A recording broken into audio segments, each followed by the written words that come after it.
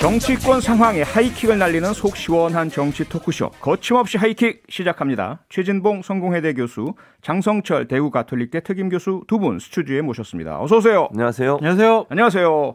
오늘 방송 역시 유튜브로 생중계되고 있습니다. 유튜브 댓글도 저희가 실시간으로 다 확인을 하고 있으니까요. 유튜브에서 표차원의 뉴스 하이킥을 검색해서 들어와 주시면 감사하겠습니다. 대선 이틀 앞둔 상황인데요. 여야가 그야말로 막바지 선거운동에 피치를 올리고 있죠. 그런데 오늘 송영길 민주당 대표가 유세 도중에 피습을 당하는 정말 안타깝고 어처구니 없는 충격적인 사고가 있었습니다. 예, 그렇습니다. 다행히 뭐 크게 문제가 될 것 같지는 않은데 어쨌든 그럼에도 불구하고 이런 둔기로 뒷부분을 좀 맞아가지고 가격을 당해서요. 네. 유튜브 하시는 분이신 것 같아요. 네. 근데 이제 본인의 불만 사항이 있었는지 아무튼 송영길 대표를 가격을 해서 병원으로 바로 이송이 됐고요. 네. 치료 중이고 지금 안정을 취하고 있는 것으로 알려지고 있는데 네. 뭐 걱정할 만큼은 아닌 것 같지만 그럼에도 불구하고 그런 일이 발생해서 상당히 좀 안타까운 상황입니다. 장성철 교수님 어떻게 보셨어요? 그런 일 일어나면 절대로 안 되죠. 절대로 안 되죠. 뭐 같은 진영에서라도 그런 일이 있어서는 절대로 안 됩니다. 민주주의는요. 대화 타협 그리고 본인의 의견을 투표로 표현을 하는 거지 그렇죠. 폭력으로 표현하는 것은 민주주의가 아니다라고 말씀드립니다. 네, 전적으로 동의합니다. 오늘은 대선 앞두고 남은 변수 그리고 쟁점들 몇 가지 좀 짚어보겠습니다. 첫 번째 변수가 투표율인데요. 우선 뭐 두 분 선거 당일날도 여러 활동 하셔야 되니까 사전투표 당연히 하셨겠죠? 전 본투표 할 겁니다. 본투표 하실 거예요? 네. 혹시 뭐 특별한 이유가 있으세요? 특이하신 분이네. 아니 사전투표하는 장소가 저희 집에서 멀어요. 그래요? 본투표는 저희 단지 안에서 하는데 그래서 아침에 바로 하고 이렇게 나오려고. 그렇군요. 네. 최지봉 교수님은요? 저는 당연히 했죠. 예, 사전투표 하셨고요. 용인에서 하고 왔습니다. 네, 그러셨군요. 사전투표율이 36.93%. 이거 전체 유권자 3분의 1 이상이 이미 투표를 사전투표를 하신 거예요. 역대 그렇죠. 최고치고요. 네. 민주당에서는 여권 결집이다. 바로 이렇게 입장 표명을 했고 국민의힘에서는 정권 심판론이 증명된 것이다. 결코 양립할 수 없는 상충되는 주장인데요. 그러니까요. 장성철 교수님 어떤 쪽이 맞습니까? 전 둘 다 뭐 맞다고 생각이 들어요. 둘 다 맞아요? 그게 어떻게 네. 가능합니까? 그러니까 민주당 지지하시는 분들은 예. 빨리 나가서 우리 후보 지지해야지. 예. 국민의힘 지지하는 분들은 빨리 나가서 윤석열 후보 찍어놔야지. 네. 그렇게 생각을 한 것 같아요. 아하. 그래서 양측이 이게 다 나왔다. 다 결집 현상이 나타난 거라 보여지고요. 네. 최종 총합으로 따져보면 예. 이건 그렇게 큰 의미는 없어 보여요. 예를 들면 97년도 이전 대선에서는 예. 투표율이 80%가 계속 넘었었지만 네. 2002년도 대선부터는 80% 넘은 적이 없거든요. 네. 그러니까 대략 지난번 대선처럼 77%를 예상을 한다면 예. 이거는 조삼모사 같다. 아침에 3개 먹고 저녁에 4개 먹고 아니면 아침에 4개 먹고 저녁에 3개 먹고 그런 차이지. 네. 이것 때문에 투표율이 치솟아 가지고 80% 넘어가서 이렇게 나오지 않을 것 같다. 그래서 그냥 예년만큼만 분석하고 평가하면 되지 않겠느냐라는 생각이 듭니다. 그 말씀은 사전투표 제도가 정착을 했고 그렇죠. 워낙 편리한 점이 맞습니다. 있으니까 네. 전체 유권자 투표율은 그다지 차이가 나지 않는데 네. 사전투표 쪽으로 조금 더 많이 그렇죠. 몰린 것이다. 네, 이틀이나 걸렸고요. 예, 최진봉 교수님은 혹시 사전투표율이 높다는 것이 어떤 쪽에 더 유리하다 이렇게 볼 수 있을까요? 저는 그러니까 물론 확실하게 뭐 어느 쪽이 유리하다고 얘기하기가 좀 어려울 수는 있지만 결집은 불러왔다고 저는 봐요 기본적으로. 그러니까 사전 투표율에 이렇게 투표율이 높았던 것은 편리함도 있지만 네. 그래도 뭔가 더 열정적으로 참여하겠다는 의지가 보여지다고 보여지거든요. 네네. 왜냐하면 저는 토요일 날 했는데 토요일 날도 거의 한 40분 기다렸어요. 밖에서 바람 불고 추운데. 근데 보통 사람들은 그러면 가거든요. 그렇죠. 뭐 본투표하지. 기다려요 끝까지. 예. 저는 그걸 보면서 야 이게 그냥 단순히 편리해서라기보다 불편함이 있어도 내가 투표를 꼭 해야 되겠다고 하는 간절함. 네. 그 추운데 아이들 안고 오시는 분도 있었고 갓난아이들 유모차에 끌고 오시는 분도 있었거든요. 예. 그런 여러 가지 장면들을 봤을 때는 투표에 대한 열기가 분명히 좀 다르다 이번에는. 네. 결집 효과가 일어났다고 봐요.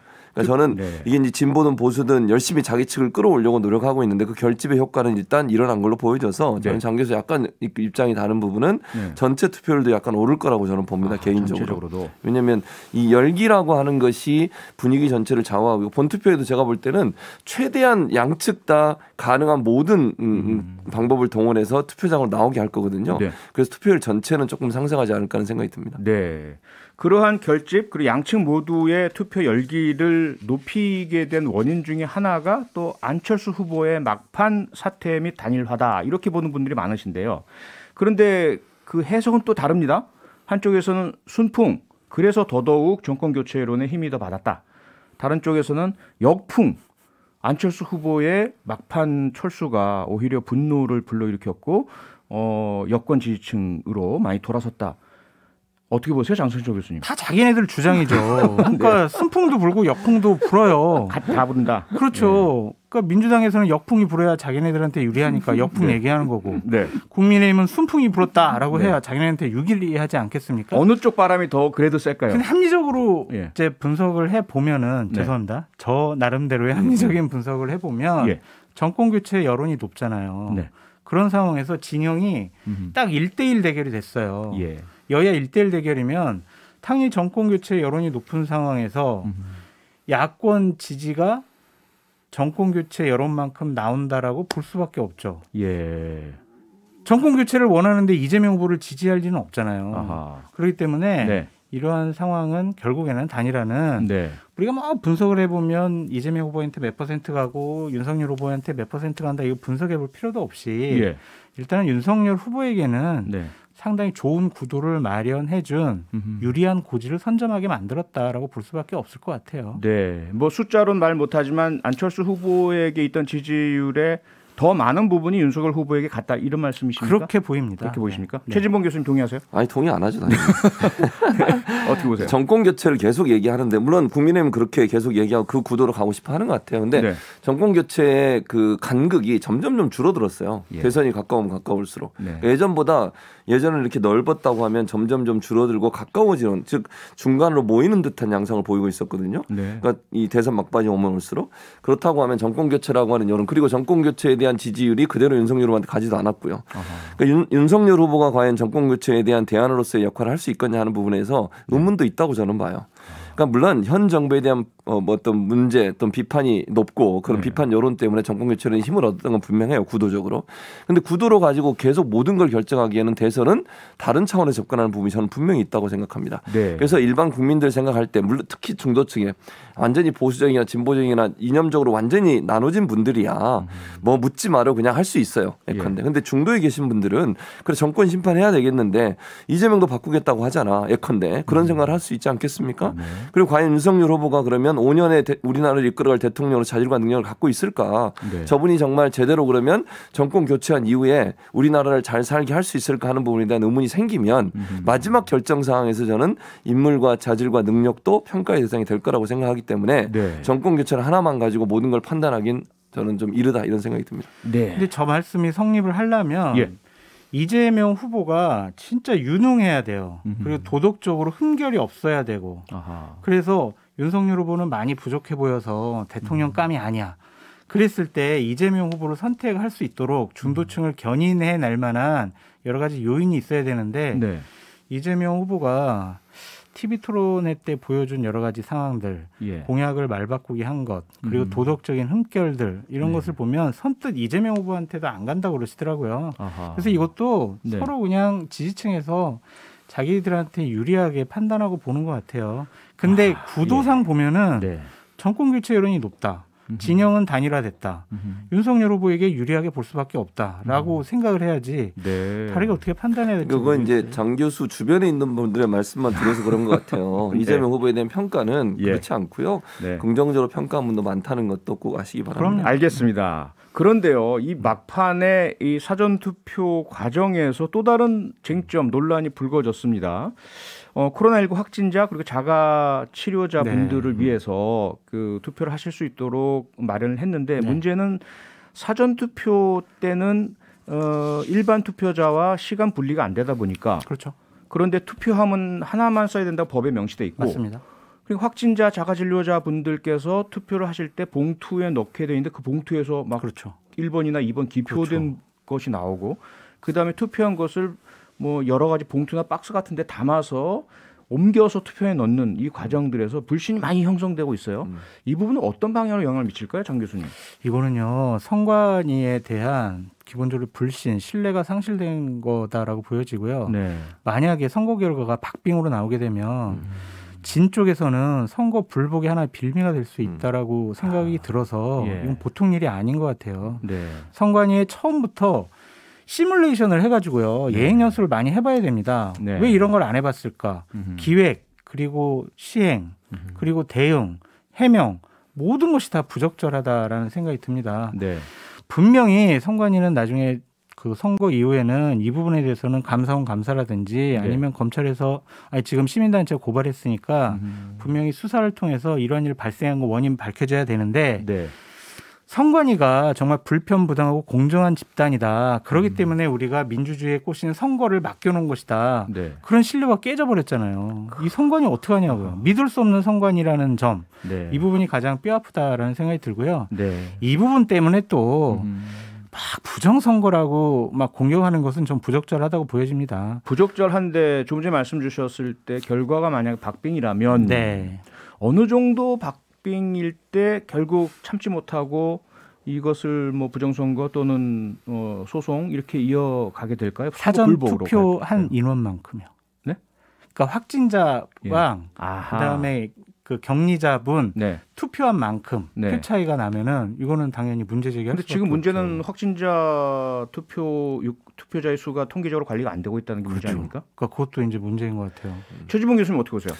뭐 비슷해요. 저는 네. 선관위가 분명히 잘못했고요. 네. 이런 문제를 유발시킨 것 자체가 큰 책임이 있는 거죠. 예. 저는 이거 정말 선관위가 깊이 반성하고 저는 사과해야 되고요. 책임도 네. 저는 물어야 된다고 봅니다. 당연히. 네. 왜냐하면 민주당 입장에서 너무나 황당하잖아요. 이런 일들이 발생하게 되면 사실 실제 그 민주당 커뮤니티 내에서도요. 민주당 지지자인데 예. 투표하러 갔더니 자기 투표 용지를 딴 사람이 갖고 가더라. 나 그래서 못하고 왔다. 이런 사람도 많아요. 아하. 뭐냐면 이게 국민의힘 민주당의 문제가 아니라 예. 확진되거나 격리된 분들 같은 경우는 투표하러 갔는데 아니 자기가 찍은 용지를 네. 내 손으로 투표하면 내야지 누군가가 다른 봉투에 집어넣어서 가지고 간다? 그러니까. 그 사람이 누군지도 모르고 또 그 사람 맞아요. 참관인들이 다 그러면 두 명이 같이 다녀야 되잖아요. 예를 들면 네. 두 명이 아니라 그 당의 참관인들이 함께 보면서 다 다녀야 되는 건데 그렇죠. 이런 부분들은 분명히 잘못됐고 그래서 투표를 포기하신 분도 있다고 제가 들었거든요. 네네. 이거는 뭐 당의 문제가 아니라 이건 선관위가 정말로 잘못한 거예요. 네. 이렇게 이런 일이 발생할 걸 미리 예측하고 얘기하고 네. 여기에 대한 대책을 반드시 세웠어야 되는데 그러지 못한 것은 예. 이거는 뭐 선관위가 비판받아 마땅하다고 보고 네. 저도 이제 비슷한 얘기예요. 만약에 정말 근접하게 뭐 1% 2% 차이만 돼 보세요. 이게 양측 다 과연 이 문제를 제기 안 하겠냐는 거죠. 그리고 뭐 투표용지 찍혀가지고 사진 찍힌 것도 보면 이재명, 윤석열 다 있어요. 둘 다. 네. 이런 상황이라고 하면 어느 한쪽이 누구를 믿을 수 있겠냐 이런 상황이 돼서 네. 좀 걱정이 됩니다. 만약 정말 아주 근소한 1% 2% 차이로 결정이 돼버리면 당락이 네. 그렇게 되면 상당히 이게 논란이 될 수도 있는 상황이라는 생각이 듭니다. 네네.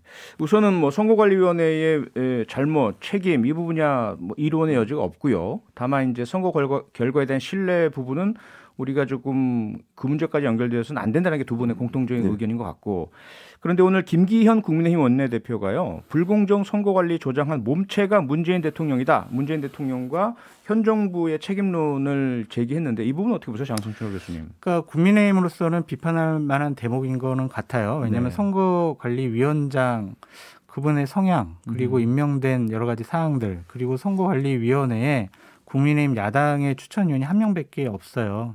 그리고 선거관리 상임위원 같은 경우에 문제가 생겨서 선관위원들이 다 조혜주 당신 그만둬라라고 들고 일어나지 않았습니까? 네. 그런 것을 보면 선거관리위원회가 공정성을 담보했다라고 볼 수는 없지만 그래도 좀 김기현 원내대표께서 너무 과한 비판 같아요. 네.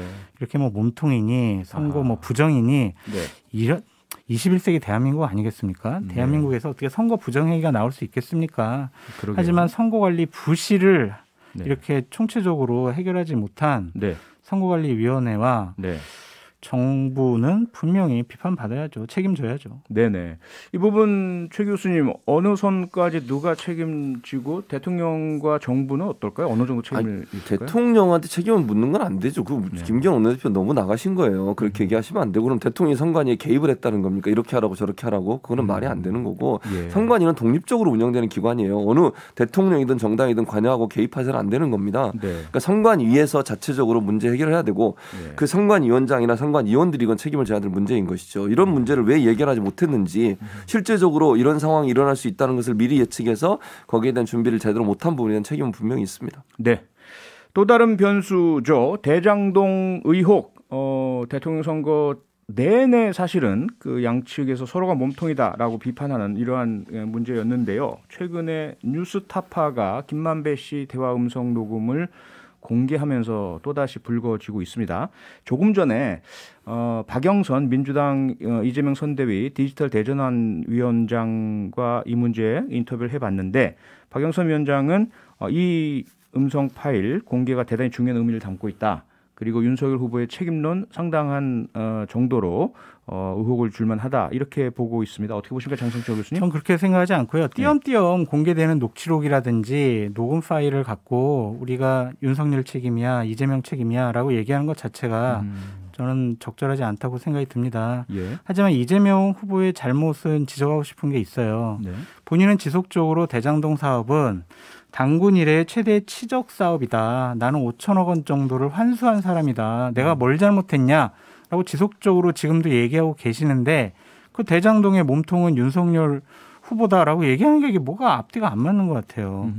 그 당시 2011년부터 2020년도까지 윤석열 후보는 검사였습니다. 검사가 어떻게 대장동 몸통이 되냐. 그거에 대한 답변을 이재명 후보가 해줘야 된다라는 생각이 듭니다. 최진봉 교수님. 예. 어떻게 보세요? 동의하세요? 동의하지 않죠. 그러니까 몸통이나 이런 부분에 대해서는 지금 이재명 후보의 책임론. 이재명 후보의 책임론이 저는 여기서 정리가 됐다고 보는 거예요. 이 녹취록에서. 그리고 윤석열 후보가 예. 몸통이냐 아니냐까지는 저는 얘기를 못 하겠어요. 다만 윤석열 후보가 부산저축은행 부실대출 관련한 수사에서 봐주기를 했다고 하는 부분은 의혹은 강하게 제기되는 부분이에요. 네. 왜냐하면 이게 김만배 씨가 녹취록이 나왔지만 그전에 남욱 씨가 했던 말이 있어요. 네. 검찰 조사에서. 그때도 비슷한 얘기를 했어요. 조모 씨가 주차장에서 김만배 씨랑 만났는데 커피 한 잔 먹고 오면 돼. 라고 해서 올라갔다 그냥 내려왔다는 거 아닙니까? 아무런 처벌도 받지 않고. 두 번째 조사 때. 그렇죠. 네. 근데 그 얘기가 똑같은 얘기가 나오잖아요. 예. 그리고 이재명 후보에 대해서도 남욱도 그런 얘기 했어요. CR도 먹히지 않는 사람이다. 말에도 먹히지 않고 뭐 공산당이라고 했다 이런 얘기. 근데 남욱 씨가 또 김만배 씨 녹취록에 그 얘기가 또 나와요. 예. 그러면 일치되는 게 두 번이나 나오는 겁니다. 지금 상황적으로 본다고 하면. 그럼 최소한 이재명 후보가 그럼 이들을 도와가지고 뭐 돈을 벌게 해주거나 이 사람들한테 무슨 이익을 주거나 이랬던 건 아니란 게 명확해졌다고 저는 보고 네. 뭐 몸통이냐 아니냐를 떠나서 저는 윤석열 후보는 이 문제에 대해서 명확하게 밝힐 필요가 있어요. 왜냐하면 부산저축은행 부실대출 관련해서는 어쨌든 의혹이 많았는데 그 의혹에 대해서 봐주기 수사라고 하는 부분에 대한 의혹이 또 한 번 나왔고 예. 그게 뭐 녹취록이 중간에 끊었다 못 얘기하시는데 네. 내용 자체는 명확하게 들어있는 거잖아요. 그 안에. 그 내용 자체에 대해서는 해명을 해야 되는 거잖아요. 네. 그 본인이 정말 봐주기를 한 건지 안 한 건지 하는 아니 부분에서. 같은 편끼리 모여가지고 윤석열 나쁜 사람이라고 욕한 걸 어떻게 뭘 해명을 해요. 어떻게 이렇게 같은 편이라고 얘기해. 김만배 씨하고 신앙림 위원장이 어떻게 같은 편입니까? 무슨 근거로 그런 얘기를 하시는 거예요? 그분들이. 아니 네. 그리고 또 하나 이게 이제 논란이 될 수 있는 것은 편입니까, 그분들이. 부산저축은행 피해자들이 얼마인 줄 아세요? 38,000명입니다. 그 당시에 피해자들이. 예금 금액이 6,268억 원이었고 피해액만. 그다음에 절반 이상 60대 이상이세요. 정말 스스로 안타까운 선택을 하신 분도 많고요. 부산에서는요. 이 문제 가지고 엄청나게 지금 논란이 될 수 있는 사안이라고 저는 생각되기 때문에 이 부분에 대해서는 윤석열 후보가 명확하게 밝혀야 한다고 봅니다. 장성철 교수님. 오늘요. 원희룡 그 정책본부장이 부산저축은행 사건과 관련해서 30초 남았습니다. 조우영 씨 네. 그 검찰 조서를 공개를 했어요. 거기서 보면은요. 검사가 조우영 씨한테 윤석열 검사한테 검사 받은 적 있어요? 아니요, 없는데요. 누구한테 커피 얻어 마셨어요? 방모모 검사한테 커피 얻어 마셨습니다. 네. 이런 식으로 얘기를 다 했어요. 그래서 제발 알겠습니다. 저희 시간이 다 돼서 검찰 조서를 좀 보고 얘기하셔야. 알겠습니다. 녹취록에도 오늘 그 말이 나와요. 네, 거침없이 하이킹은 여기까지 하겠습니다. 두 분 모두 수고하셨습니다. 고맙습니다. 감사합니다. 평일 저녁 6시 5분에 여러분을 찾아갑니다. MBC 라디오 표창원의 뉴스 하이킹.